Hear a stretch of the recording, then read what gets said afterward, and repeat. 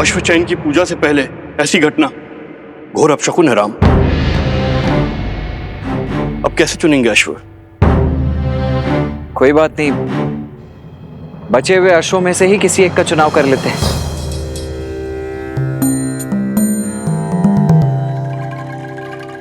हर जीव अपनी नियति लेकर आता है। हम उनसे साधारण से असाधारण बनने का अवसर नहीं छीन सकते। पहले जो अश्व खो गए उन्हें खोजा जाएगा और फिर अश्वमेध यज्ञ के रूप में धर्म की ध्वजा लहराने वाले अश्व का चयन किया जाएगा। जो आज्ञा महाराज।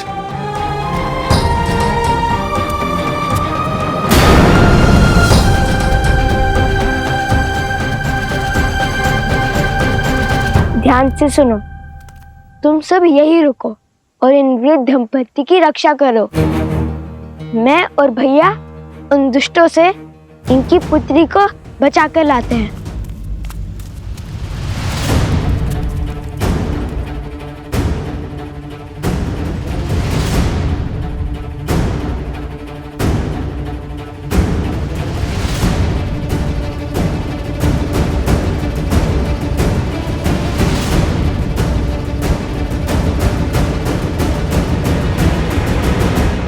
कहाँ रह गए कुछ? शीघ्र आओ। अरे भैया, उन दुष्टों को खोजने का प्रयास कर रहा हूँ। यदि वो हमसे दूर जाएंगे तो उनकी ध्वनि तरंगों के माध्यम से हमें सुनाई देगी।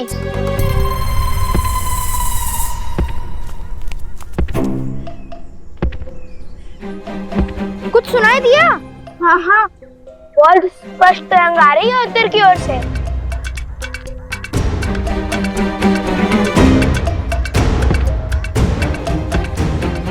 अरे हाँ, मुझे भी सुनाई दे रहा है।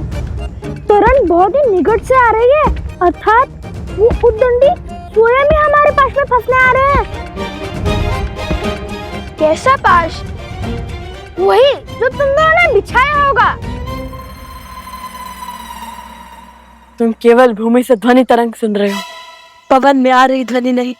ये कोई दुष्ट नहीं, मदमस्त गज है। वो उस ओर से आ रहा है। गज?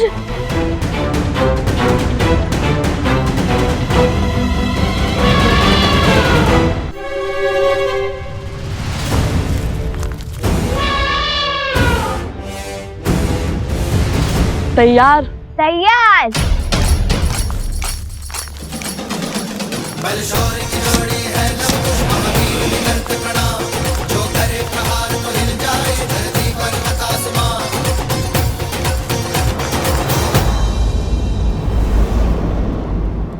अपने पुत्रों पर मंडराते संकट का आभास हो रहा है मुझे ऋषिवर। सोचा भगवान वाल्मीकि से बात करूं, किंतु वो ध्यान में लीन है। आप निश्चिंत रहिए, मैं भगवान वाल्मीकि से बात करूंगा। आप अपनी कुटिया में विश्राम कीजिए। मैं अति शीघ्र भगवान वाल्मीकि का संदेश आप तक लेकर आता हूँ।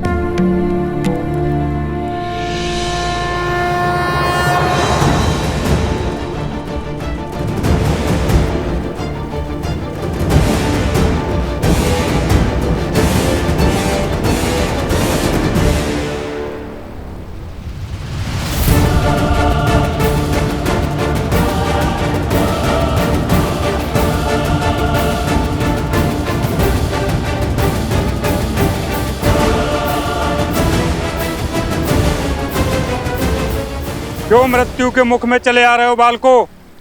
लौट जाओ। लौटना तो तुम्हें होगा। छोड़ दो उस कन्या को और वचन दो कि कभी उन वृद्ध दंपत्ति को नहीं सताओगे।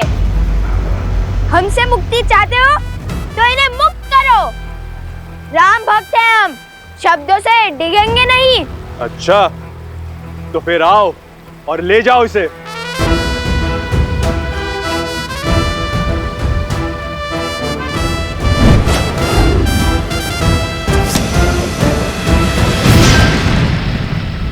वचन देकर पाप किया है तुमने, दुष्ट से अधर्मी बन गए हो।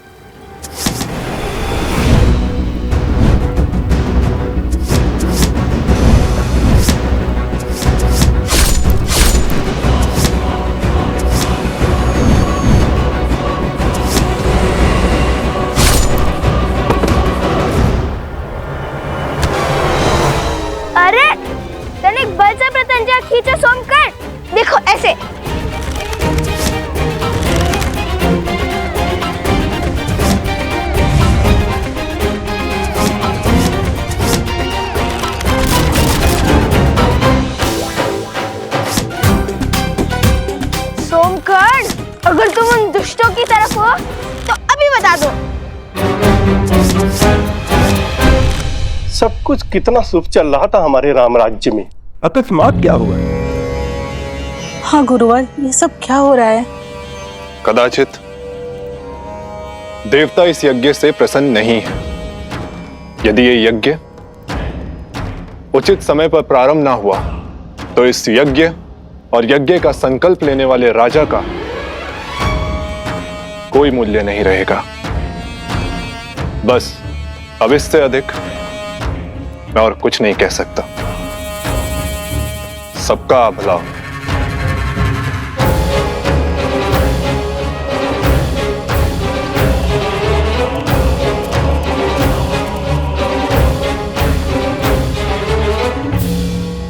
ये क्या कहेंगे गुरुवर? श्री राम का मोल ना रहा तो हम भी मूल्यहीन हो जाएंगे।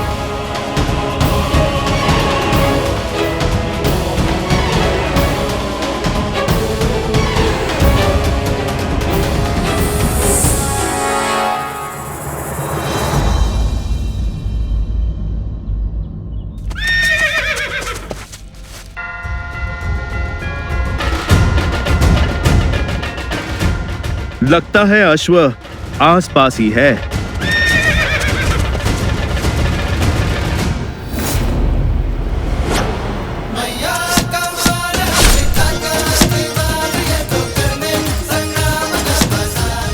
भागो तुम लोग।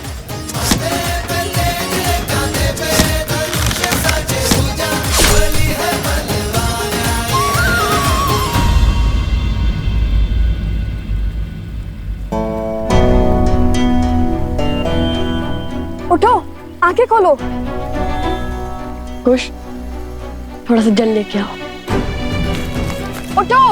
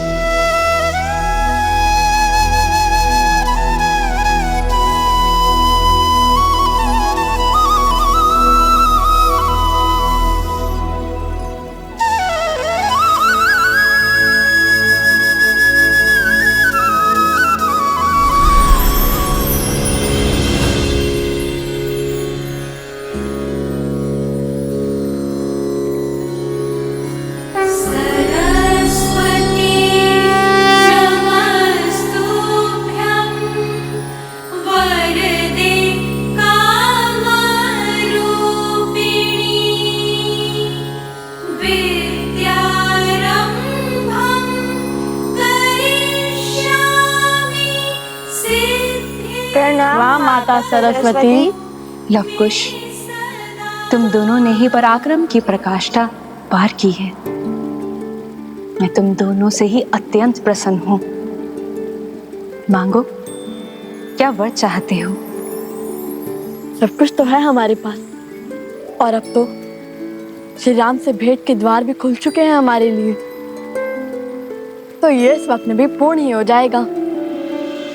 किंतु यदि आप कुछ देना चाहती हैं तो इस कन्या के माता पिता को नेत्र दे दीजिए। अद्भुत।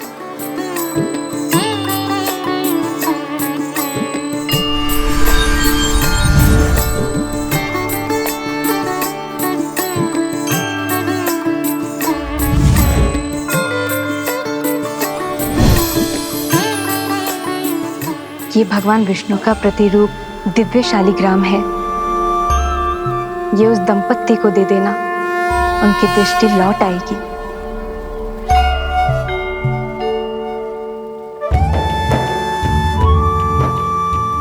धन्यवाद माता। कोटि कोटि धन्यवाद। तुम दोनों ने अपना स्वार्थ छोड़ के दूसरों का कल्याण चुना। तुम दोनों का अपनी इच्छाओं पर पूर्ण नियंत्रण है। ये दुष्ट तुमने परास्त किया है, ये इच्छाओं का स्वरूप है। कुछ समझ नहीं आया माता। धर्म के 4 पग हैं। सत्य पूर्ण होने से 3 पग रह गए थे। जब धर्म का एक और पग टूटेगा अर्थात त्रेता पूर्ण होगा और द्वापर युग का आरंभ होगा। धर्म का पालन करना अधिक कठिन हो जाएगा। जिस वृद्ध दंपति की तुमने सहायता की वो योग एवं भक्ति के प्रतिरूप है। ये दुष्ट वास्तव में इच्छाएं हैं। जैसे जैसे इच्छाएं बलवान होती है वैसे वैसे ही भक्ति आडंबर बन जाती है और योग केवल शारीरिक श्रम बन जाता है। स्मरण रखना लवकुश, जिसका मन मर्यादा में हो वो पुरुषोत्तम होता है। मर्यादा पुरुषोत्तम तो श्री राम है, और जब तक वो इस भूमि पर है धर्म को किसका भय। हम अयोध्या जाकर श्री राम कथा का गान करने ही तो आए थे। तो फिर इसलिए मैं अपनी ओर से तुम दोनों को एक भेंट देती हूँ। इसे आशीर्वाद समझ के अपने पास रख लो।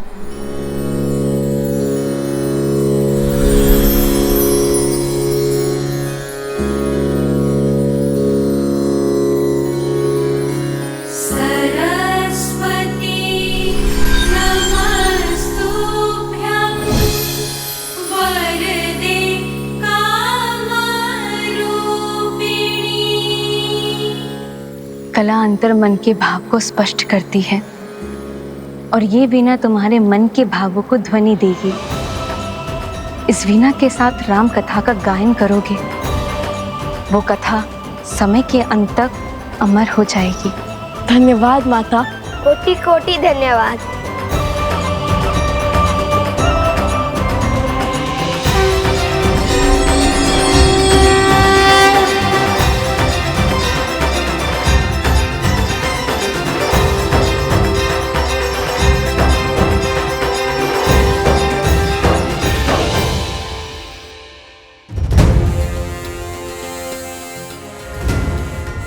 तनिक ऊपर से देखना होगा।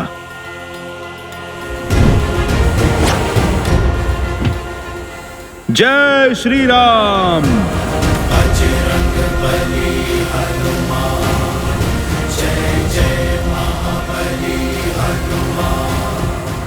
भैया मुझसे तो प्रतीक्षा ही नहीं हो रही। मन कहता है इसे अभी बजा कर देखूं। माता सरस्वती ने कहा था कि ये हमारे मन के भावों को ध्वनि देती है, इसलिए हम इससे राम भक्ति की धुन में गुंजाते हैं।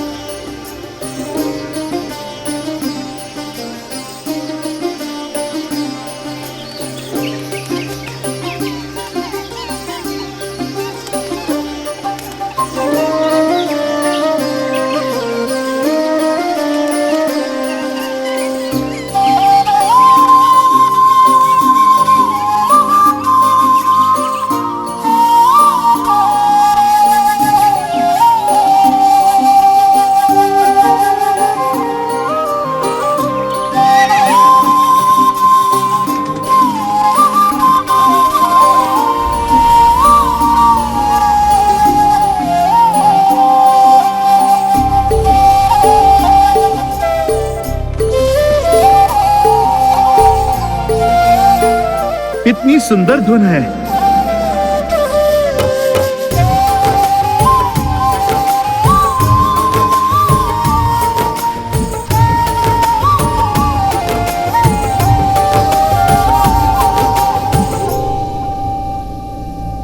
गुरुवर,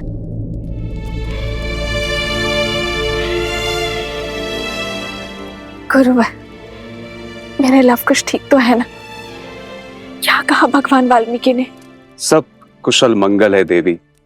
वैसे भी जब पिता के कार्य में पुत्र निमित्त बने तो उससे अधिक शुभ और क्या हो सकता है। भैया ये अश्वतनिक अशांत लग रहा है। वो इसलिए क्योंकि अश्व हमेशा वन में वृक्षों के बीच टोली में घूमते हैं ताकि उनकी रक्षा हो सके। और ये अश्व अकेला है, वृक्षों से भरे वन में विचरण कर रहा है। सिंहों का आखेट बन सकता है। क्या पता ये अश्विन कुमार में से एक हो। वैसे भी पग पग पर हमारी परीक्षा हो रही है।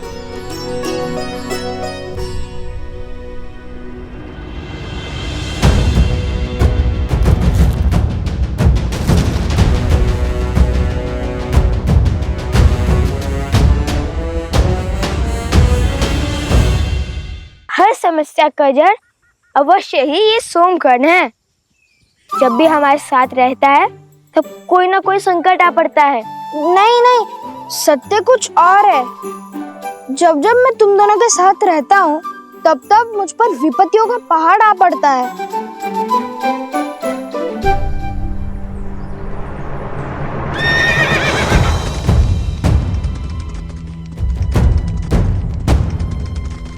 संभाल कर मित्र, चोट लग जाएगी।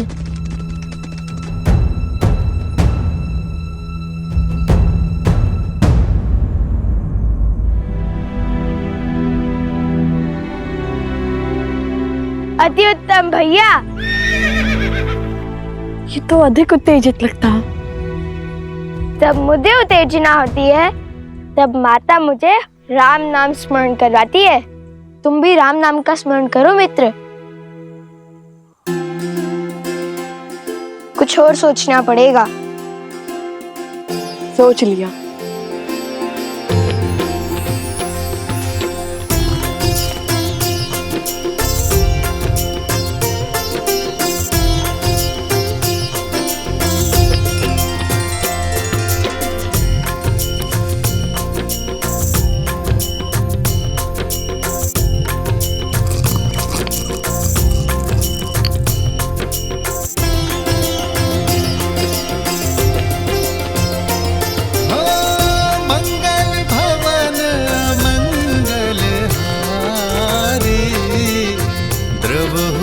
दशरथ अजर बिहारी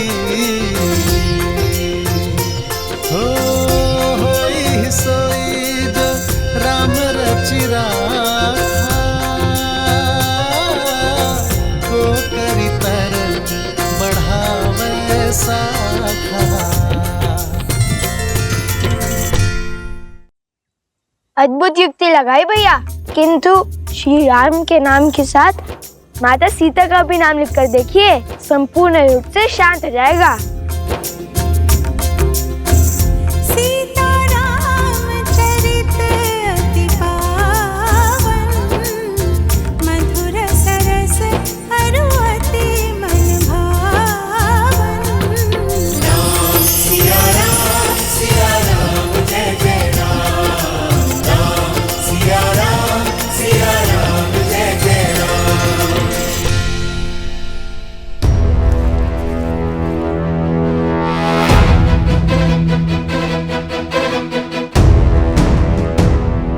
वो रहा अश्व।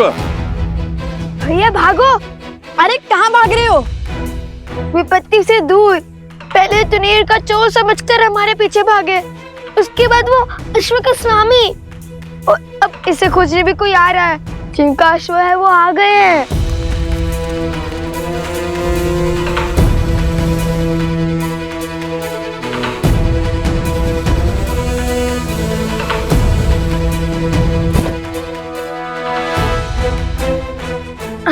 हम चलते हैं, कहीं हमें अश्व चोर ना समझ लिए। इन्हें समझाने लगे तो अयोध्या जाने का अवसर छूट जाएगा। बात तो उचित है। ठीक है मित्र, अपना ध्यान रखना। हम चलते हैं। यदि प्रभु श्री राम ने चाहा तो फिर भेंट होगी।